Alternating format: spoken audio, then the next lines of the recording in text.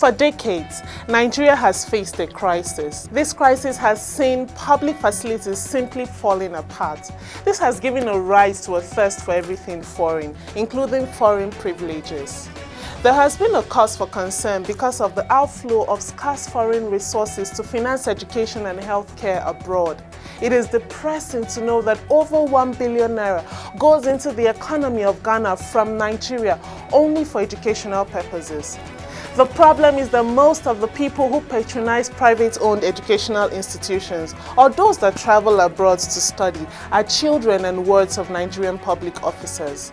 Some of these officers have the responsibility of building our public institutions. Presidential aspirant Dumebi Kachikwu of the platform of the African Democratic Congress during his presidential declaration said his first assignment will be with the National Assembly.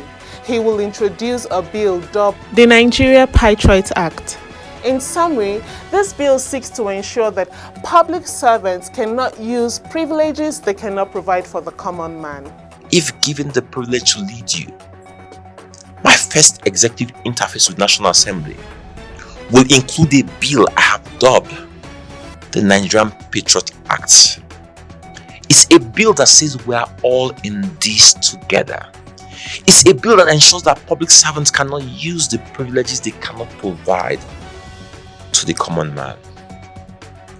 If you desire to be in public service, you must use the same services the masses, the common man, use.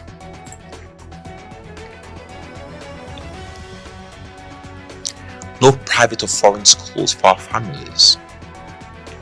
No private or foreign hospitals for us or our families. No generators or boreholes in our homes.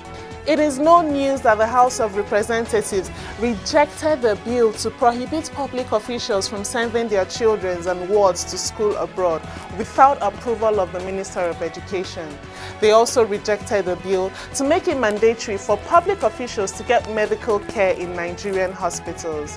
In reality, this was a bill which would have addressed resource allocation to public facilities, but the lawmakers cited the bill was a breach of fundamental rights and thus they rejected it.